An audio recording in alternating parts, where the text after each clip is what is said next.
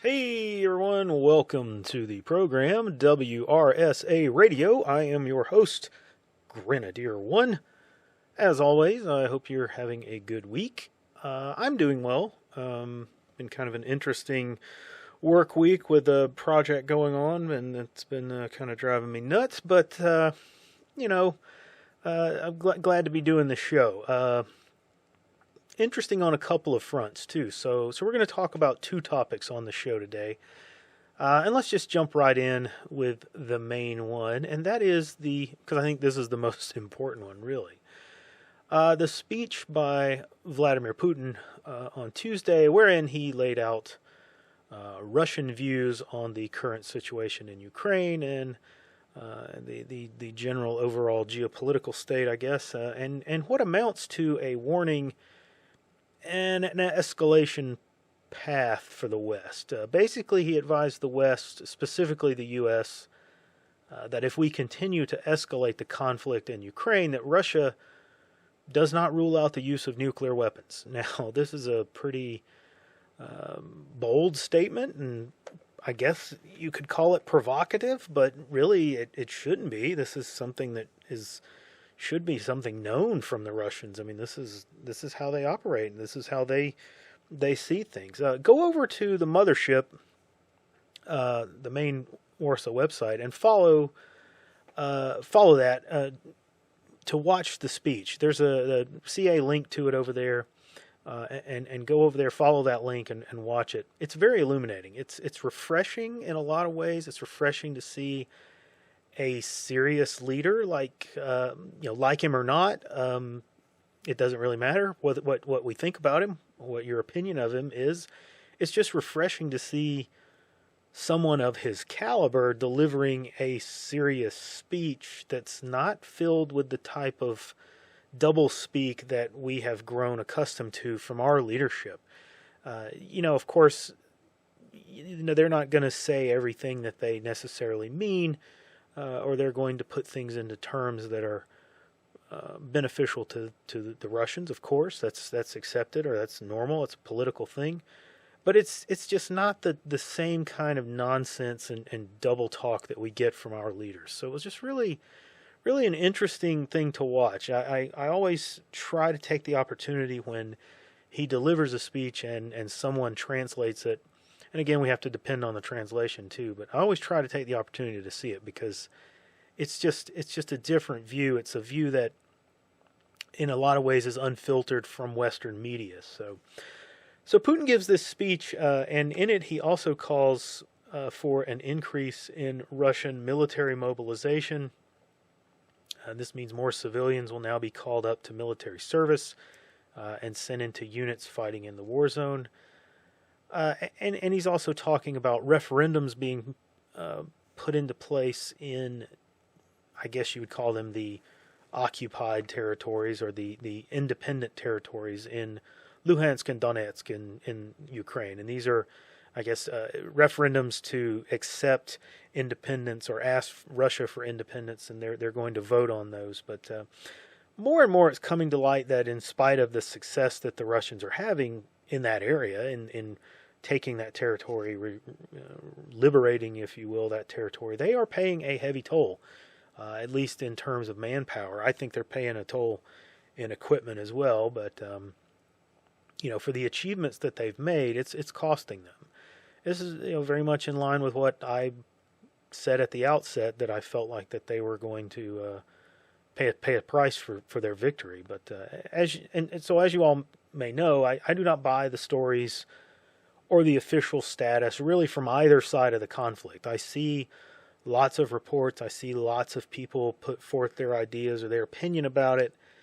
And, some of them are very pro-Ukraine. Some of them are very pro-Russia, and it depends on where you're looking at things. I don't really fall into either of those camps. I'm very much in the middle of this. I think the truth is very much somewhere in the middle, and it shifts to one side or the other as the conflict evolves. I don't think the Russians are restraining themselves or playing 4D chess with the Ukrainians, but nor do I think the Ukrainians are very effective and efficient and highly trained. Okay, that's not true either. They're just as bumbling, maybe better, not quite as bumbling as they have been since this whole thing really got going back in 2014.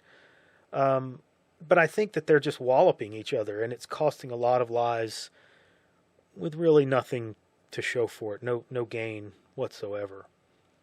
I think it's unclear what the desired Russian end state is, and while that may just be because they're keeping it, so closely guarded that we can't determine it, I think it's more likely that it's because they don't have a clear end state that they're looking for, or that they know about, or that it has shifted as the war has gone on and really doesn't resemble what it did at the beginning.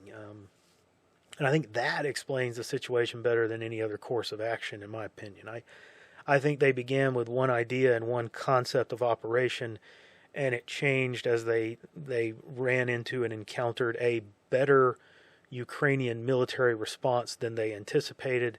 I don't think that they really anticipated the level of material support that the West was going to give the Ukrainians, and they were not prepared to interdict that and stop that directly to try to prevent escalation. And I think it's caused them to have to reevaluate how they are conducting this operation and what they're trying to achieve with it from a goal standpoint. So that is always something that is very, fraught with danger from a high-level strategic look, and you have to hand it to the Russians for sticking with it, because if that kind of thing happening in the West, we saw that with Iraq. There wasn't really a clear understanding of what we were trying to get to there, and the political fallout from it was, disastrous for everybody that was involved. It made things worse than they needed to be. So I think they don't have to really deal with that as much in Russia. Putin certainly doesn't seem to allow that stuff to really bubble to the surface or even affect him when he's making decisions. But the end result is the same, is they're still kind of wavering, and it's costing lives on a daily basis on both sides of the fight. So, the Ukrainians' end state is more clear, but they're living under the delusion that they have much of a say in the matter. I don't think the Ukrainians have the capacity or the ability to retake all this territory that the Russians have taken. But more importantly, Putin's warning is that they will not be allowed to do that. I think it's clear what Putin is saying is that the Russians will not accept being pushed out of those areas by Western armed Ukrainian forces. And in order to cement that territory, they're willing to use, low-yield nuclear weapons to destroy Ukrainian rear areas, command and control, logistics support. I don't think they will use them on the forward lines, but it's possible. They're willing to accept local losses to stop like a large troop concentration. So maybe they would hit lagger points or assembly areas if they can catch them. But God help us if they do, because the following day after Putin's speech, the walking dementia patient, that is Arpaino, that's president in name only, shuffled his way to the UN to deliver a response. It was the usual BS about democracy and evil dictators, blah, blah, blah. Word came down from really, unofficial sources that the U.S. would directly respond if Russia uses nuclear arms in Ukraine. Now, folks, I shouldn't have to tell you that is bad. This is a bad situation. This is worse than bad. We are on the brink of Cuba in '62, and I know we probably compare everything to that when it comes to international politics and measure responses with that yardstick, but really you can't help but do that. It's generally recognized that the Cuban Missile Crisis was the closest that we came to a shooting war with the Russians. Now, like most history, that's not really accurate. There were times that things got much closer. It just didn't really get out until much later. But it's what is popularly believed to be, so we'll go with that. It's fine. But we're there again. These elites are so fixated and focused on maintaining their grip on a scheme that they are willing to risk the fate of the world for it. That it's either that or they're just trying to milk it for as long as possible before they finally cut the Ukrainians loose and let the Russians devour them. And I suspect it's kind of a combination of those two. You've got some elements that are just so invested in it and so heavily at risk from it that they can't let it go. And then you've got a lot of other people who are just saying, look, we'll get this, we'll get as much graft out of it as we can. We'll suck as much taxpayer money out of the West as we can. And then we got to just get out of this thing. I think you're going to see a de-escalation coming, but I think it's likely that will not happen until Zelensky is taken out. And it would not shock me at all to have someone in the deep state, leak to the Russians exactly where Zelensky is, and they hit him with hypersonics or something like that, and there would be some grumblings in Western political circles, leadership circles, but then they would call it a day, and the Russians would just walk in there and kind of mop up things, put their guy in charge, and to go from there. And I think that's likely to only occur if there's some kind of backdoor consolation that nothing sordid or embarrassing is allowed to leak out of the Ukraine after Russians take de facto ownership of it. But we'll see. It's going to be interesting to see how it plays out. And it's also possible that this goes down in a terrible fiery ball of plasma and we get nukes flying and the end of human civilization. And at this point, I'm still pretty 50-50 on what the outcome's going to be. So we'll leave it at that for now. And as this develops over the next days and weeks, I'll touch on it as needed. I'm sure you'll read more about it on the mothership or over on Gab or something like that. But anyway, moving on to our other topic for the week. I'm going to touch on the latest event in the ongoing political war in the United States, that being the transportation of illegal immigrants to Martha's Vineyard.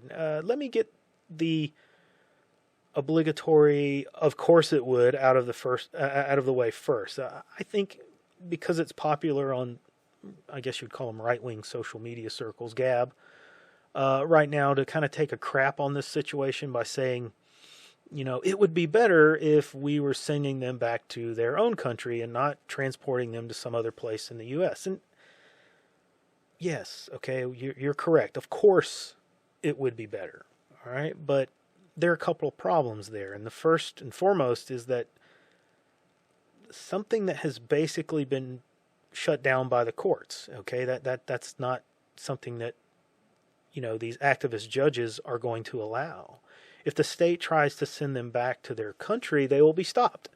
That is something that's been put into the jurisdiction of the feds by various legal cases, some of them against the Trump administration, things that they were doing, whatnot. I think building the border wall is something that Texas has kind of taken up here recently, putting containers down there and sealing off certain areas. That's something they're on much more solid ground with that, but local law enforcement in a state take illegals to the feds to deal with as a rule, and that has legal precedent. And so if the feds are over that, then it's looked at as being out of bounds for the state to pack them up and ship them out of the country. And we can make all the 10th Amendment arguments that we want, and as well as I do that what's on paper means absolute dick to judges. It's what gets enforced and what is in practical application that matters. And the practical aspect of it is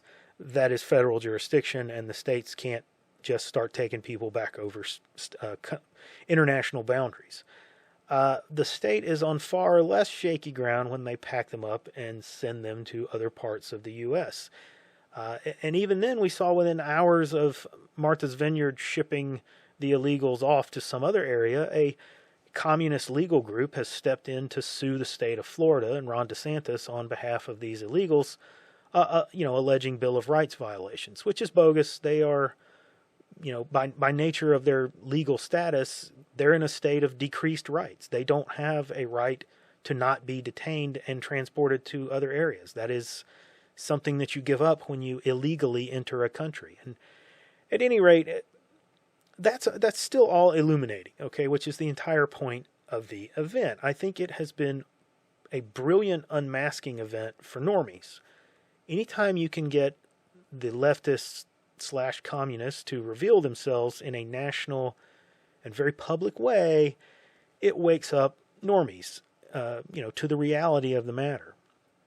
It starts, one more person down that path to enlightenment, and another little resistor gets his wings. Okay, so I think this is brilliant political theater, and it is theater. Don't get me wrong, but it is brilliant. The ridiculous people on Martha's Vineyard who just love to support immigration into your town and your backyard just can't deal with it when it happens on their little island. Okay, this is the most disgusting and vulgar display of NIMBY that I have seen in a long time. And oddly enough, they were the focus of the last big example of not in my backyard, when it was, they fought off the offshore windmill farm that was contested by Ted Kennedy, and they got that canceled because it would ruin their views of the sunset or sunrises off the coast.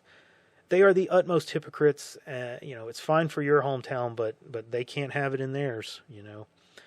And then they had the audacity to come out after the migrants had been shipped off to someone else's hometown to deal with. They have the audacity to publicly claim that while the migrants were there in just a few short hours, that they had enriched the community. Now, I suspect the only real enriching they did was to enrich some flower beds with their human waste. I don't have words of derision that are strong enough without resulting to swear words to convey the absolute disgust and contempt that I have for these people. I've never wanted a storm to brew up off the coast more than I do right now. But at any rate, I can't think I'm the only one that has that outlook on it. And like I said, I believe the message got out and normies picked it up. If I'm this disgusted and this put off by it, you've got to have moved the needle some. Does it move it a lot? I believe it does to some extent. Like I said, even if it's just a few more people, if it moves the needle for one or two people to our side, it may turn out that is the person that we have been so much in need of, with someone with a critical skill or someone who has access to a resource that we really need. So don't underestimate the effect that this kind of thing has on people. We have to build off of small victories. But it's important that we have to see those small victories and take advantage of them. If we just dismiss things and wave them off as just typical, gamesmanship and theater, then we don't really give them the opportunity to become something more. Well, okay, guys, that's all I got for this week. Head over to the mothership. You should do that on a daily basis if you're not already doing that. Concerned American is doing a fantastic, phenomenal job like he always does, like he has for so long, so long history there. But he's doing a phenomenal job with a daily meme roundup to give you the ammo that you need for the meme wars. Go over there every day and take a look at those. It's just some funny stuff and just great stuff, and the articles that he posts as well. Share that page. Share these videos with your normie friends and their family or your families. Like and subscribe. Come see us over on Gab and the Mothership, and I will see you on the next episode.